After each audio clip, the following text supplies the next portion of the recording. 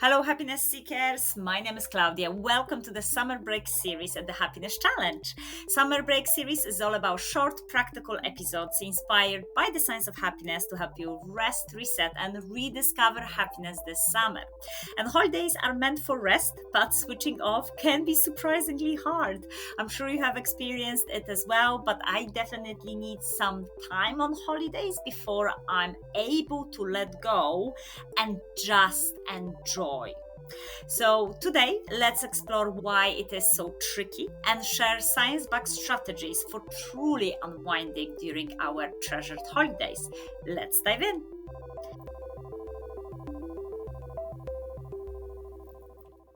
So, first of all, why is it so tricky to let go on holidays? We dream of the break, then just be back at work instantly in our own head. So, there are a couple of reasons what's happening here.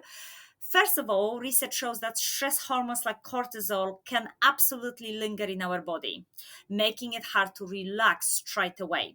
So, from a body perspective, we need some kind of activities to let us release the accumulated stress.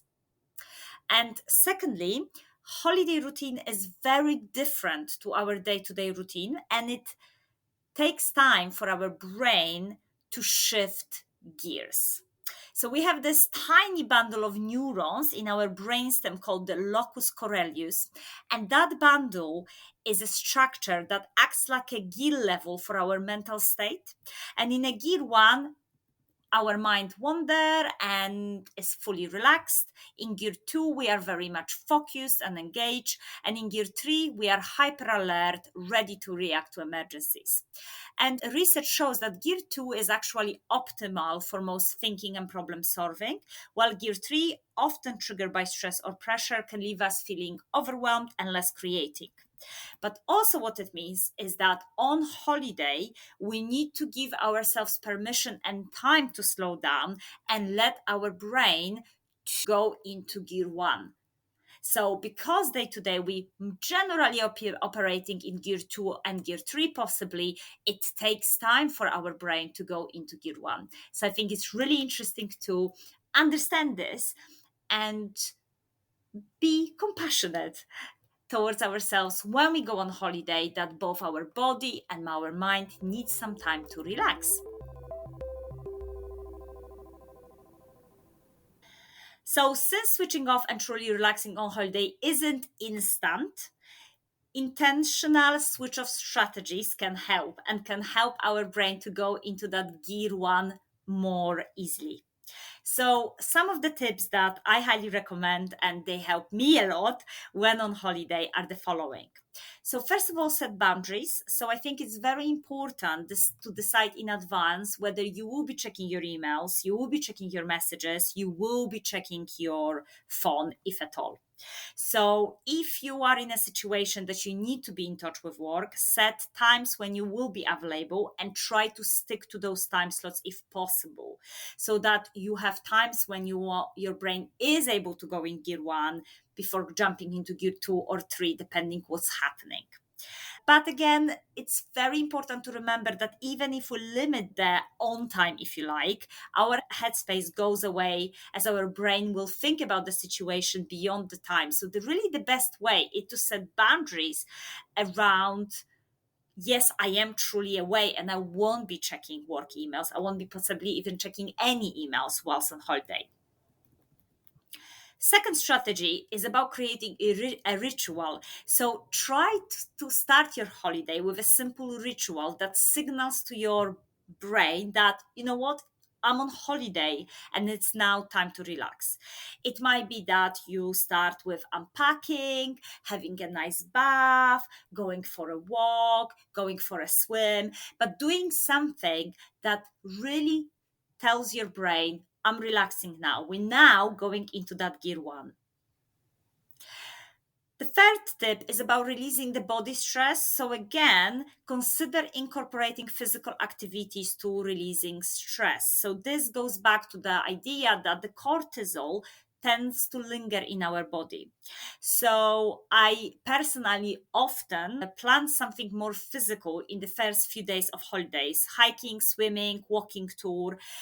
And even though, yes, I do want to fly and flop and have a restful time when I'm less active, but I know that I won't be able to truly do that till my body relaxes. So I often advise for people to start their holidays with something active so the body can truly release the stress and relax.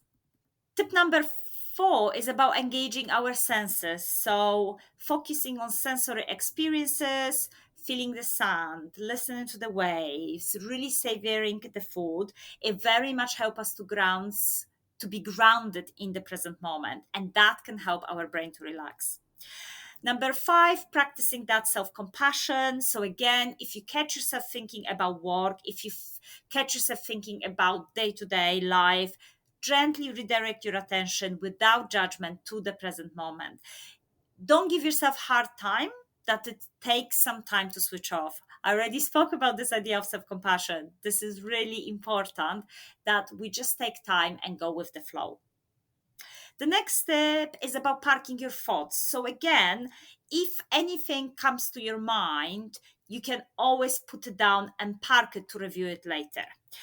This happens a lot to me on holiday. So, what happens is that the more I relax, the more random thoughts, random ideas my brain will come up with. So I have random lists on my phone or with me on a tiny notebook, and I often just put it down there. So if I suddenly have thought, oh, I really want to consider that at work. Oh, that's a great idea. Oh, yeah, this is what I could go do in my home. Oh, yeah, this is what I could write up. I often try to park it by putting it on one of the lists and come back to it later. The moment I put it on the park list, my brain stops dwelling on it. But I always think that the more I start relaxing, the more my brain starts thinking about this random thoughts and random ideas it has.